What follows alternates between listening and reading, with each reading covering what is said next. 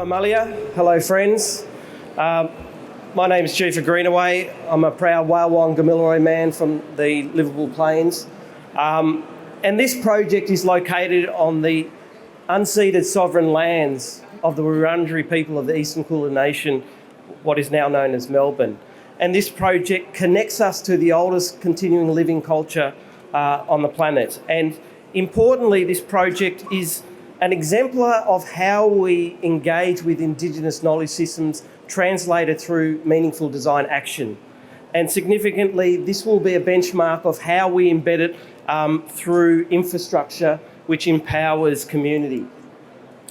And so the way in which we organised this project was to set in train a series of guiding design principles. And importantly, what it seeks to do is facilitate agency, reciprocity and mutual benefit through building capacity by being a respectful partner with the traditional owners, elders and knowledge keepers that we engage with, by amplifying Indigenous knowledge systems with an authentic connection to place or country as we define it, and sharing in the benefits of what this enables. And so this is a significant project. It facilitates reconciliation at scale by stitching together some of the missing infrastructure needs of the city north of Melbourne. And you can see here the vastness and the scale of this intervention. But what it enables, it unlocks the potential of how we engage within the communities, providing meaningful benefit through these significant propositions. And so the way in which we organised this was these principal key pillars. These were co-designed with 4 traditional owner groups, working in close collaboration with our terrific partners from Green Shoot Consulting, and it focused centrally on these domains. The first one is connecting to country. Country is viscerally connected to language. It's also connected to the landscapes and the meanings and the memories of place. Importantly, caring for country is about repairing, remediating, restoring the degraded landscapes and ecologies, but also embedding sustainable design practices in all that we do, knowing that we operate within a social licence and contract. And connecting to people is understanding the significance and the importance of our role as practitioners in the built and natural environment to bring communities together in all that we do with these projects. And so this particular image here shows you a family of bridges. And importantly, the design inspiration is drawn from Indigenous languages, the Woiwurrung language of the Eastern Kulin Nation. And so these series of crossing points become the metaphor of how we stitch together and connect people. And the image on the far right, the Birrup Bridge, is actually inspired by the managum, a significant species, a eucalypt, and it's used for ceremonial practice. And so the way in which we really sought to harmonise the relationship to the landscape was to touch the earth lightly, to cross this important watercourse, the Birrung, the River of Mists and Shadows, or the Yarra River as it's better known, and start to understand the importance of the movement patterns, the circulation, the shared user paths in parallel to this infrastructure. So I'll now hand you over to Scott, who's going to talk you through some of the signature moves as it relates to the design and how we use these pillars to underscore all that we've done. Thank you, Jefa. These design results could only be produced by a blended multidisciplinary team, landscape architects and urban designers. 40 designers from multiple firms in one space over a period of 6 months, developed up based on the principles that Jefa just described. But not only did that across this 26-kilometre project in terms of highway length, approximately 80 hectares of public open space had to be redeveloped and reconfigured in order for this project to occur. Think of it more as a giant landscape project with a road within it. Our challenge was to educate a team of over 200 engineers on the importance of these Wurundjeri principles that Jefa just described.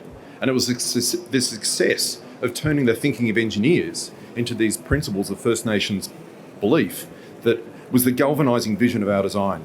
These ideas or these core principles of caring for country, connecting to country and connecting people. This unlocked a unique design.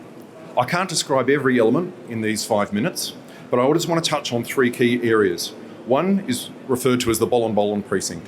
Secondly is the Coonan Creek, and lastly is the land bridge. The Bollen precinct is an area of a light industrial estate, low quality, but it's adjacent to a highly sensitive landscape on the Yarra River, a landscape that has been significant to the Wurundjeri for over a millennia.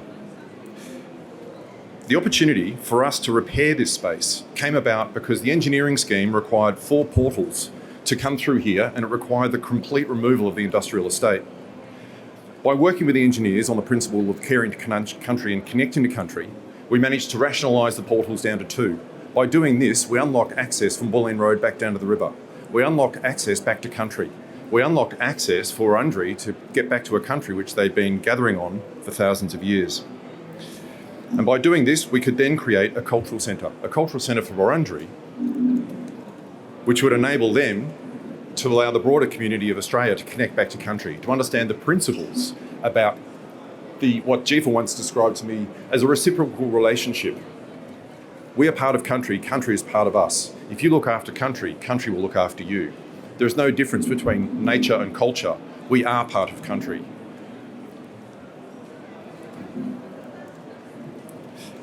Another part of the project was what I mentioned before, Coonun Creek.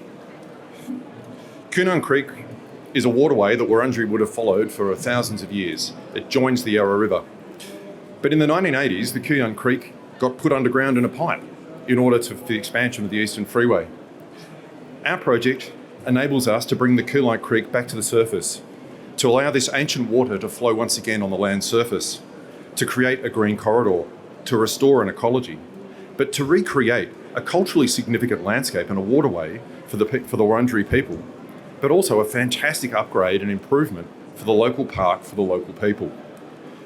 The Coonun Creek section which we daylight runs for about 3 kilometres. And where the Coonun Creek joins the Yarra River is the point of the confluence of the Eastern Freeway and the new tunnel section, where the portal has to come out and join with a multiple braid connecting into the road system of the Eastern Freeway. Now, we saw the opportunity to create a land bridge, an engineering structure that ties over all the portals. But most importantly, what it does is it carries the ecology of the Coonun Creek over the road and back down to the Yarra, where it always wanted to be, where it's always connected, where the Wurundjeri have always walked for thousands of years. But it also reconnects the sports fields, it reconnects the communities. And what the land bridge does is it breaks the severance that infrastructure often creates in cities. Again, based on these ideas of caring for country and connecting to country. Incorporated into the land bridge, we worked with the engineers to effectively the land bridge. Underneath the land bridge is the vent station, all electrical power stations that are required to control the fans and the lighting for this 7 kilometre long new tunnel. There is a vent stack required to extract the gas. We convinced the engineers to cloak this vent stack, along with many other noise walls and elements within the project, with photovoltaics. These solar panels cumulative generate 17 megawatts of power at the peak period of the tunnel's demand and feed this power directly behind the meter into the tunnel, the most efficient way to use the power. Again, based on this principle of caring for country. But this land bridge is also something that makes sense of the portals. It's a structure that ties them all together. It's a structure that creates a hill, a landscape. It enables us to enter into country and travel into country at the start of our journey. It becomes the landmark, the gateway moment for this project. It's important that it puts landscape over infrastructure and reconnects country. I'd like to, on this last slide, hand back to Jifa for a few final words, and then we'll just quickly run through a short video.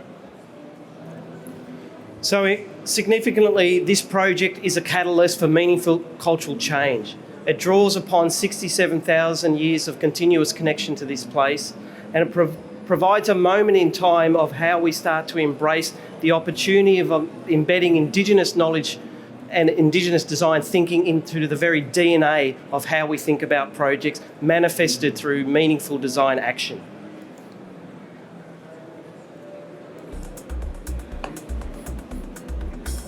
And this series of images here gives you a sense of the breadth and scale of this project.